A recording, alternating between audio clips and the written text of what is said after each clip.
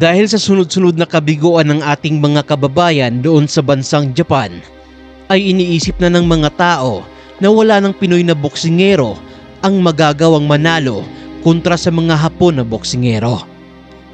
Pero nitong nakaraang araw lang, July 28, ay ginulantang ng isa nating kababayan na si Pedro Taduran, ang isang Japanese champion doon sa bansang Japan.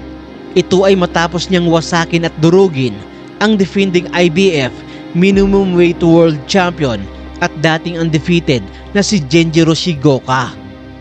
At kahit ang mga Hapon at mga banyagang nanood sa laban ay nagulat ng husto dahil sa tibay at lakas na pinamalas nitong ating pambato.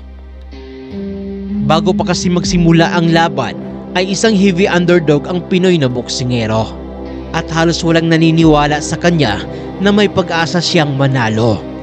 Ganun din ang sinasabi ng ilang mga boxing analyst ng bansang Japan, kung saan ay tila masyado nilang minaliit ang ating kababayan.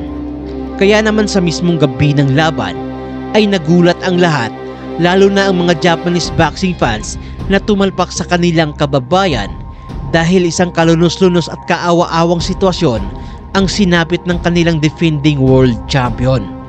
Matapos itong ma-technical knockout sa mga kamay ng ating kababayang si Pedro Taduran.